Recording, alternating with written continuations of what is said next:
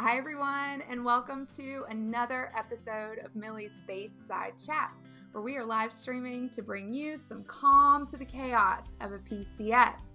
Every week, we interview duty station experts or other topic area experts to bring you crucial knowledge that you need to be able to prepare, to survive, and to thrive on either end of a PCS. So tune in every week. We will drop nuggets along the way with tips and tricks and hacks. So be sure to tune in each and every week.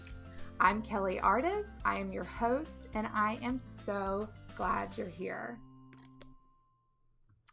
Hey, everybody. Thanks so much for joining us today. I am super excited to be chatting with you, and we are bringing in just one of my favorite organizations. So we are stoked that they are here. But first of all, I want to tell you what we're going to talk about. So the first thing that we want to tackle today is living your best TLF life. What is that?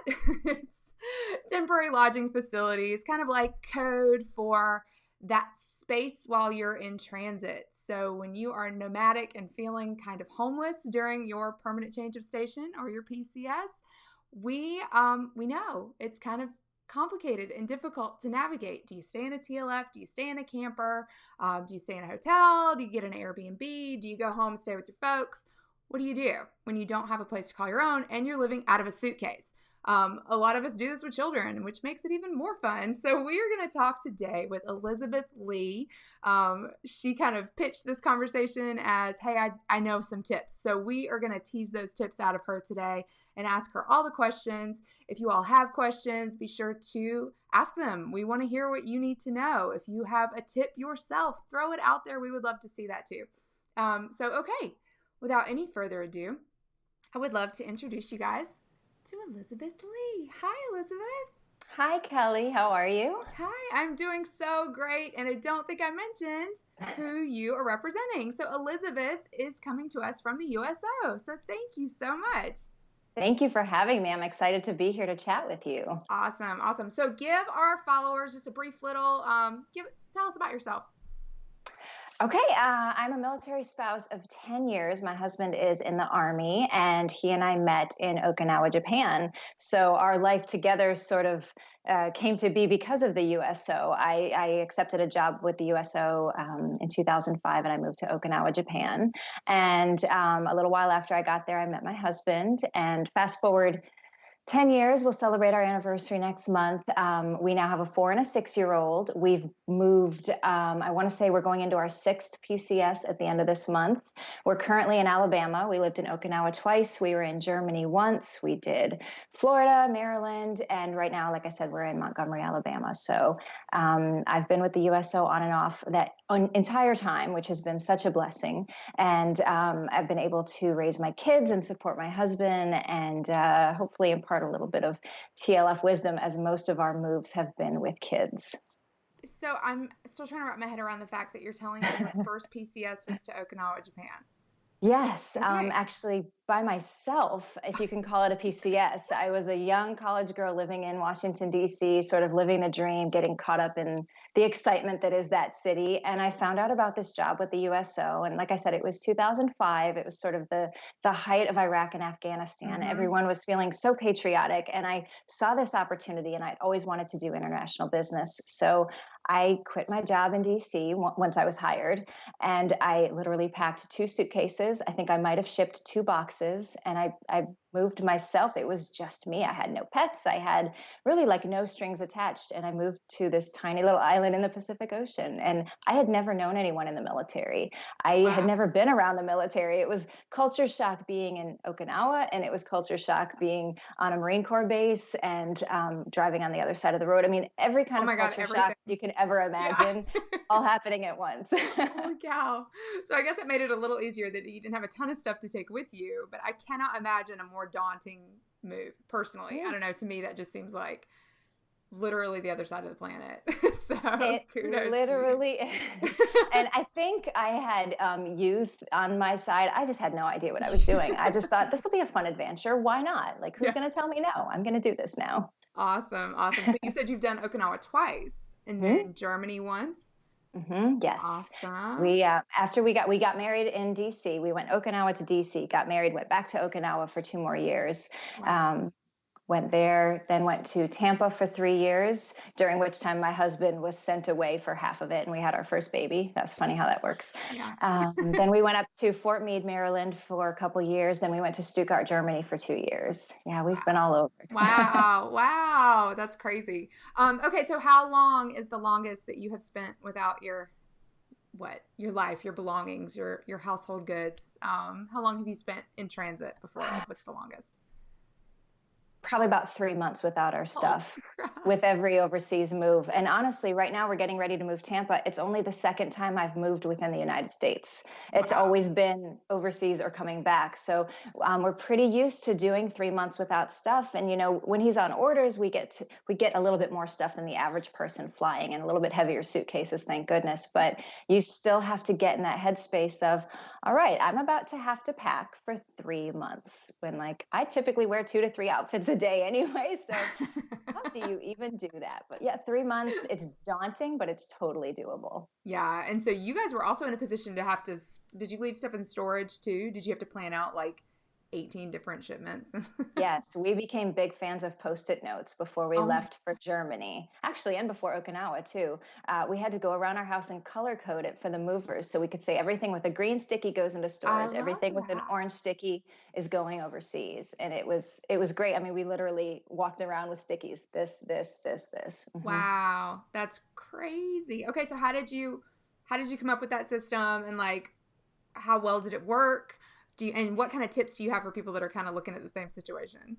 I'm laughing because we just had a yard sale over the weekend, and we sold two dining room chairs that didn't have a table because, for the most part, the sticky note system worked out great. I think there might have been a few gusts of wind that messed things up. At one point, we sent a dining room table and two chairs into storage, and one chair made it to Germany, and the other one, I don't even know what happened to it.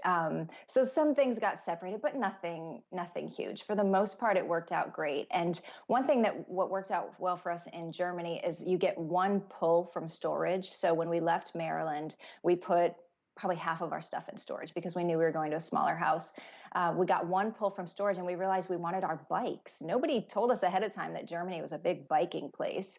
So we had the storage company pull our bicycles and our helmets and a trailer for the kids that we just hadn't thought we were going to need. So that was something nice that we were able to get once we were in Germany that we That is, didn't have. that's something I never knew. So that's a fantastic tip. Do you just told them, you described the item and they just went in and got it for you? It's a little bit more involved than that. You have to go back to the manifest that the moving company creates Mm, when you're moving out, and everything you have to go box by box. But they'll tell you, like, this box has bicycles, and this box has kids helmets, and this box has adult helmets. So we had to go back to that manifest, which obviously we had in a folder, right. and say, okay, box number 651 should have these contents. Bring it to us. Ooh. Some of them weren't marked right. We got a random picture frame that we thought was going to be a bike pump, but it's fine because bike pumps are easy to buy. Right, right, right.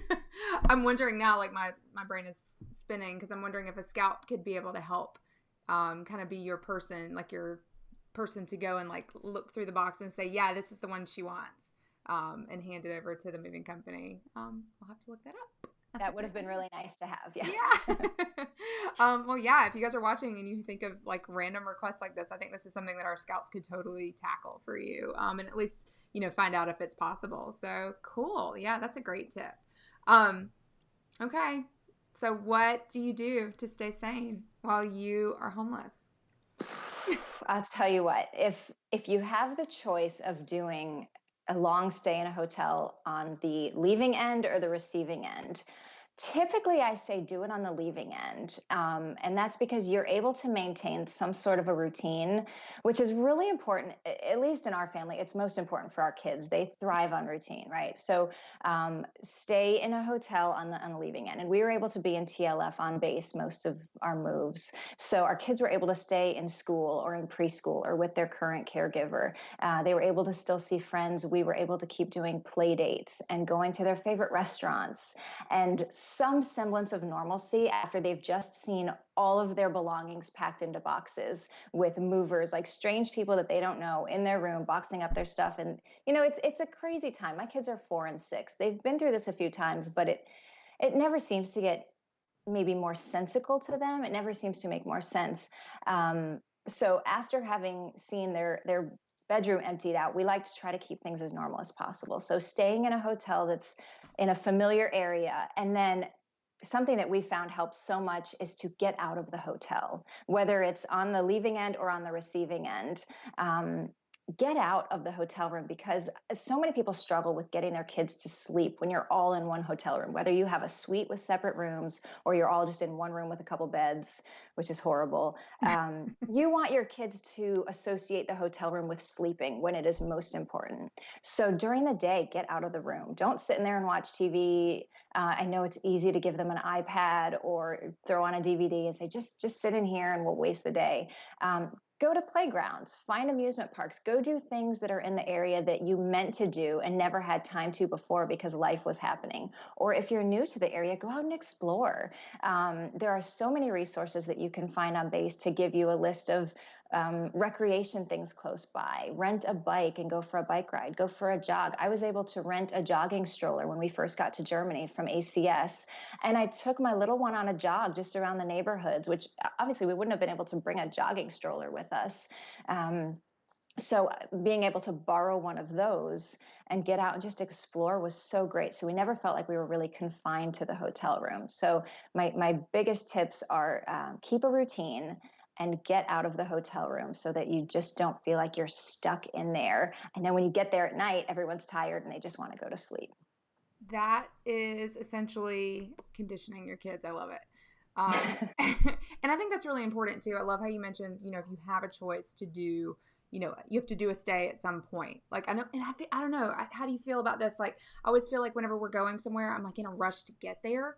And then it's like, wah, wah. You're there, you don't know anybody. You're waiting on your stuff anyway. And I think a lot of people miss that opportunity to be able to just like, yeah, your house is packed up. You don't have your bed anymore. So stay in the hotel in your community so your kids can still, like exactly like you said, still have your play dates, still do like extended goodbyes. You know what I mean? Like have dinner with one last friend or, whatever. And then I always look for hotels with pools. Yeah. That's just always like your wits end. Like you guys are driving me crazy. Okay, just get in the pool. So, Or a playground, or a and a pool. playground. Those are golden. Yes. Right, right, right. Um, what are some of the coolest places you've stayed in? Ooh, coolest places for TLF or Yeah. just, well, I would say, shout out to the Panzer Hotel in Stuttgart. They had just done a nice little remodel when we moved there in the summer of 2016. And when you do an overseas move, you're sort of at the disadvantage where you stay in a hotel on both ends, right? You Mm. move your stuff a month early to give it some shipment time. And you get there and they still say, well, it's going to be another month before your things get here. So big shout out to the Panzer Hotel because they have a great playground outside for the kids where we met some lifelong friends. And that's another point that I wanted to make. If you do stay on the receiving end, you're going to meet other families who are in the same boat as you, parents who are tired, who are probably jet lagged, who don't know what to do with their kids because they've all been stuck in a hotel and living out of suitcases already for a month. The Panzer Hotel had a great little playground outside. It was walking distance to a bowling alley. You could also walk to the exchange, to the USO, to do all of the Mm-hmm. in-processing appointments that were right there on the base. So it was in a great location. Because we PCSed with our dog, we were able to have a multi-room suite. It's just one of their policies, I suppose, when you travel with a pet. So our kids were able to have a room that we could make theirs, that we shut off at night. There was no TV. So they had their space and they felt like they could sort of settle down. There was a free breakfast every morning. And it felt like a good way to sort of ease into life in Germany, to have this home that wasn't home, but it felt enough like home where we could see the same people every day. We made some friends, kid wise and parent wise. And it was a good launching point to get to know what was happening in the base around us. That's fantastic. Yeah, and sometimes I feel like the overseas installations are a little more equipped for that and kind of embracing the traveler. Mhm. Whereas in the States, it's kind of fend for yourself, which Yes. kind of true for everything, right? So brace yourself for this state to state move that you're coming up on. Lucky for you, there's so much to do in Tampa. We actually just had a Bayside chat with one of our scouts, Stacy, down there, and she was just bragging on everything there was to do and how awesome and robust the MWR is down there. So I think you guys will be good on this end. I hope so. Yeah. I'm excited. We were in Tampa once before, like I said, without kids, and I'm excited to explore all the things there are for kids there now. I feel like it's going to be even more fun now. Right. Yeah, for sure. So I came across some really interesting alternatives to a hotel that I think are really worth exploring. Actually, we were chatting yesterday um, with Nicole out in, where is she? Oh my God, it just escaped me. Fort Benning. She's at Fort Benning. Anyway, she was talking about how they have a little mini camper. And that's how they TLF. That's how they do their transit. So they live in like a little camper. She was in one for several months because of a wait list on housing or something. So that was probably a little uncomfortable, but it can't be much worse than just a 2-bed hotel, right? So look out or seek out things like, just alternative things to stay in. I mean, people are renting out mini houses now. You could do Airbnbs. We have several in my little neighborhood here at Fort Bragg that I know people have stayed in while they're waiting on housing, or maybe their house hasn't closed yet. They're purchasing a home, or the move-in date for the rental is not for another couple of weeks or something like that. So there's always these weird situations where you find yourself a little nomadic, more nomadic than we'd prefer. RVs are a thing. Yes. Not my style, but It's secretly my husband's dream. is it? Yes. Well, I've heard of people living in RVs full time. Like there's a thriving community of military families that do that to save money, especially on the West Coast because housing is so expensive out there. Yeah, it's a thing. You guys look it up. Okay, so do you have any? We've talked about activities and stuff for the kids. What are some of the first places you look for at a new duty station? We've talked about parks and sort of like entertainment aspects, but what are some of the first things that you look for to reestablish, especially since you said you have small children? Housing, absolutely, Yeah. and schools. Those are the two biggest things. When we were preparing to move here to Alabama, we had never been to the state of Alabama other than driving through, much less been to Montgomery. We didn't know where to live. We didn't know where the good schools were. We left Germany with a preschooler and a kindergartner, so we weren't really experienced in even what to look for in a school. It was just, okay, our kid has to go to school. Where does she go? It would have been super helpful if we had known someone here who could be our eyes on the ground, but we just didn't have that. So we went to militarybyowner.com and Zillow to look for houses for rent. Sort of reading reviews and Googling thing was all we could find to find out, where are people living in Montgomery? Where are the other military families focused? How far is it from the base? What's the commute going to be like? We were sort of flying blind going into this last move, but we definitely researched schools and housing first, because I feel like once you have those figured out, everything else will fall into place. It's right? true. Yeah, it's true. And you hit all the high notes. Like those are exactly all the right questions to be asking when you're doing your research. So you guys, if y'all are, kind of in the throes of it right now, these are great places to start. Even if you don't have kids, looking up the school districts and being able to kind of objectively evaluate what sort of, scores the school districts have will help you, whether you're purchasing a home, because that'll help you with resale. Again, whether or not your kids are enrolled in that school, the school district can tell you a lot about the area. You can have some, just rentals will, adjust based on things like that. Look up your amenities, figure out what it is that your family needs to reestablish we call it the pattern of life. So are you going to need a gym and a church and a Target, all within a 5-mile radius, or can you break that out to about 20 and you'd rather see less people, right? So these are all kind of things that you kind of plot out and then start to get, the bigger view of maybe what areas do you want to be around other military families? Would you rather not? What are all your considerations? Do yourself a little matrix and then start zeroing in and finding your specific homes from there.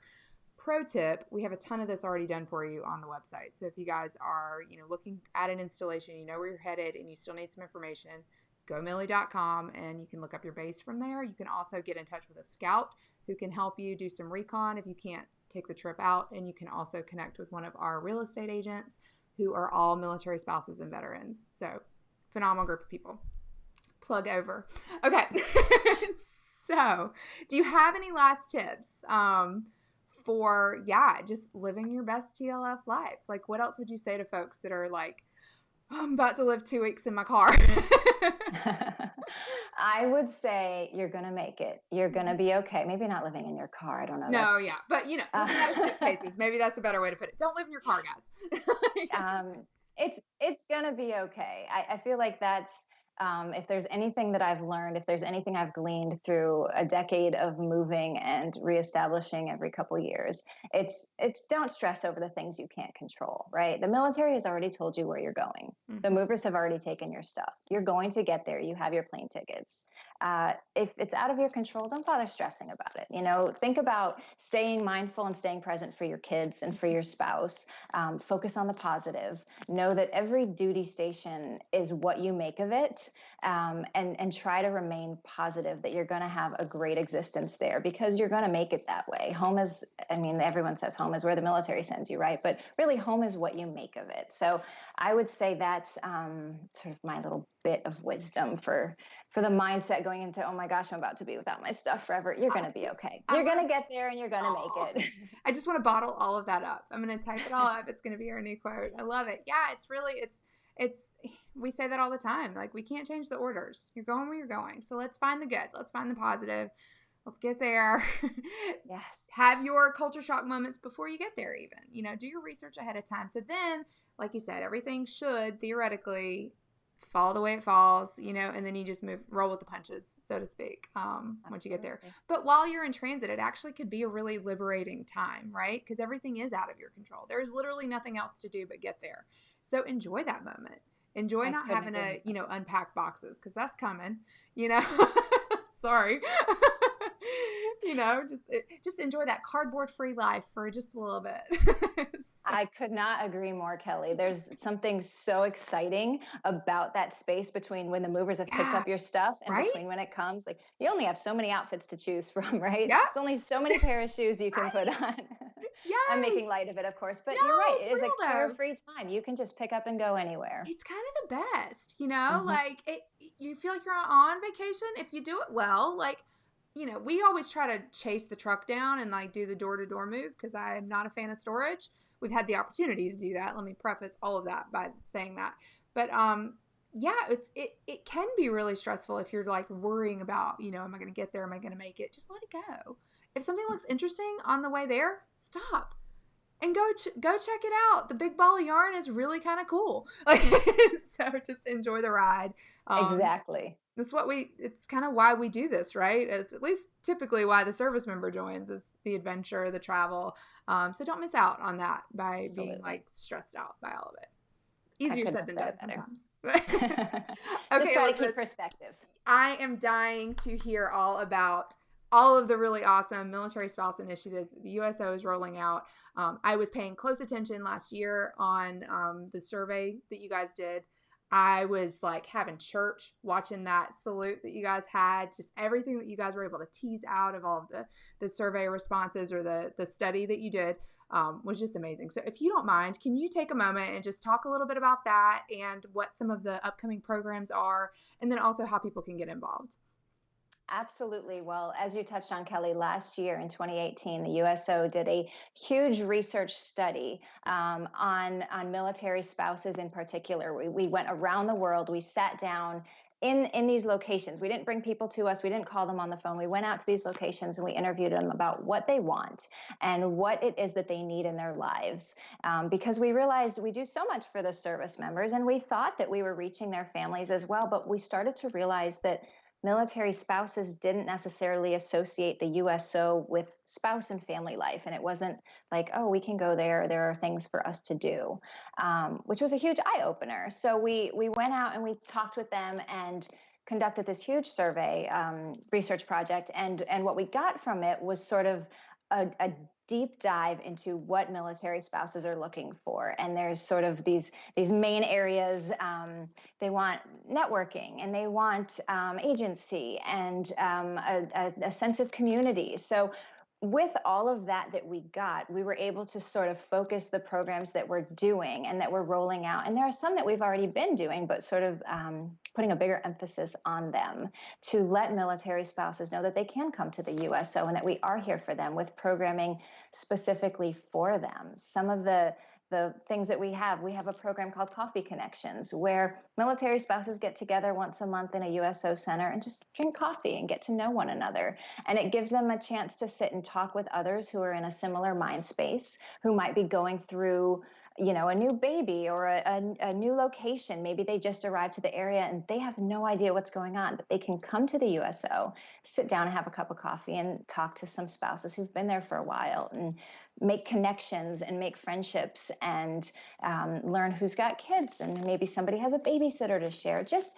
important things that you might not get in your in-processing brief from the command, which is usually more geared toward the active duty service person.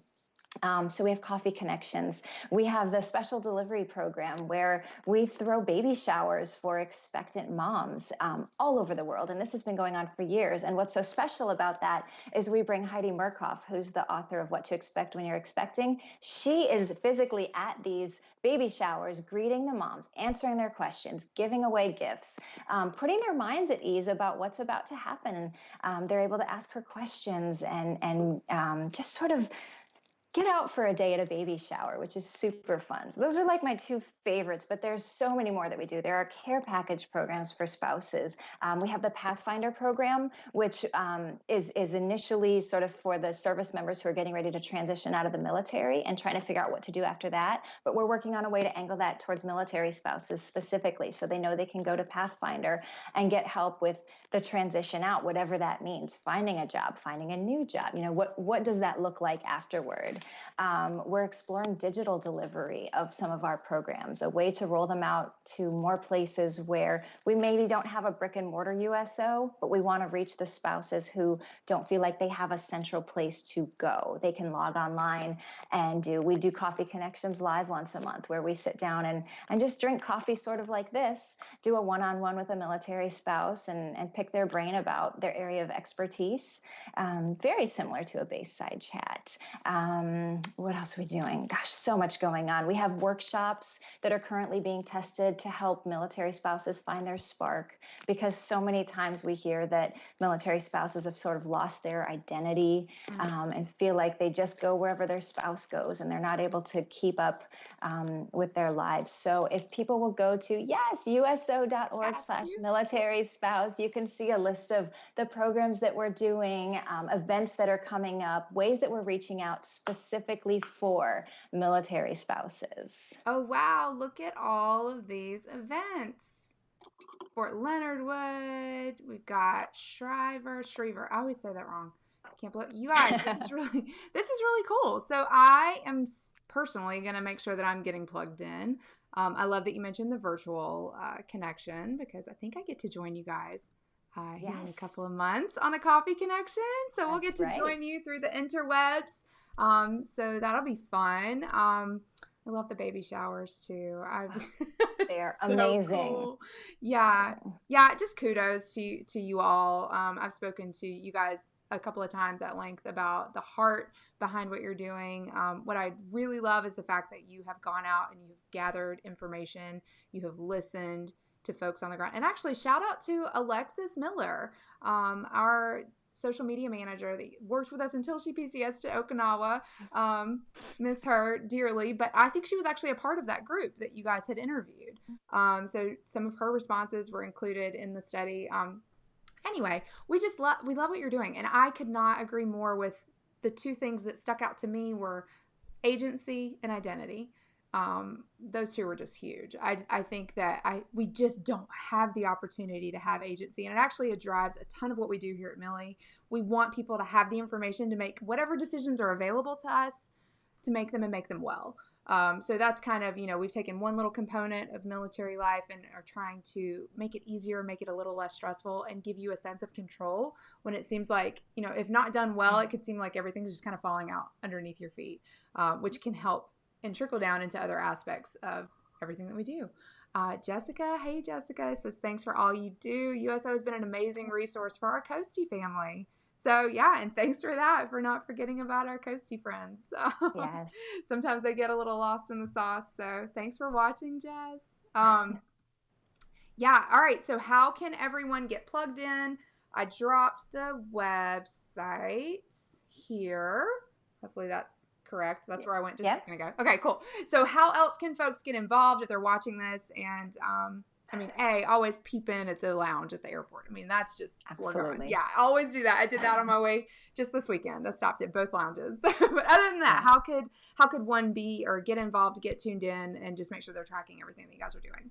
Yes, go to your local USO in an airport, on a base, find us. If you have questions about where we are, go to uso.org. If you want to know more about our programs, uso.org/programs/military spouse. If you Google us, you can find us on Google. Pretty easy. But the website is usually the best place to go. We're on Facebook, we're on Twitter, so you can find us at all of your social media channels and find out what's happening at your local USO. There's always something going on. There really is. It's kind of hard to keep up with. Awesome. All right, Elizabeth, do you have any other closing words? Something did come to me. PCS tip: if you have kids, something that we just sort of did and we do now on all of our moves. When the movers are packing up your kids' rooms, go in there afterward with a box of crayons and have your kids decorate a box. Okay, put their name on it, let them draw a picture, do whatever they do. I mean, as long as they don't cover up those little colored stickers movers need. When you get to your new house, your kids are going to be so excited to see the artwork that they did in their old room in their new house. They're going to love seeing that on the other end of the move. And that was one of the coolest things. Even when we moved to Germany, our youngest was 1, but she had done some scribbles and she saw those scribbles. We said, you did that in your old house. And we did that when we were moving here as well. So that's kind of a fun little activity that we've started doing. Color a box in their room so that they can see it when it gets to the new house. And it gives them that sort of sense of continuity, like our stuff really is coming back to us. My son was like, he was probably 2 or 3 when we moved cross country, and one of his little animals was still next to the other animal that he packed. And I remember that sticking out to him, like, oh, they're still together. Because we were like, oh, they keep company in the box, you know. I think that's incredible. And that's probably like concreted in some psychology, I'm sure. Like being able to give them a little bit of, you know, some sort of like, anyway, I lost the word. I'm not. But I love continuity. That's fantastic. I love that tip. That's really cool. So you guys try that on your PCS, and better yet, if you try it and your kids love it, send us a picture and let us know that it worked for you. I would love to be able to see some examples of that and share with our Millie family. Okay, Elizabeth, it's been fantastic chatting with you. We could do this all day. We could. Maybe come back and we'll talk about Tampa. Oh, yes, definitely. And we'll be talking to you next month on Coffee Connection Live with the USO. Yes. Awesome. Well, best of luck on your move. Hopefully you are not nomadic for too long. Hopefully you can get settled soon. And we look forward to seeing you on the other side. Thank you so much, Kelly. And thanks for having me. We will talk to you soon. Awesome. All right, you guys, what a treat it was to have Elizabeth on with us. We just adore everything that the USO stands for and everything that they do for service members and their families, and now with a specific focus on military spouses. So try to get tuned in with them and plugged in and support the work that they're doing. Let them know what you're enjoying and follow them on all of the places online. So, okay, you guys, until next week, everyone take care. And if you are in the midst of a PCS, we are here for you. Best of luck.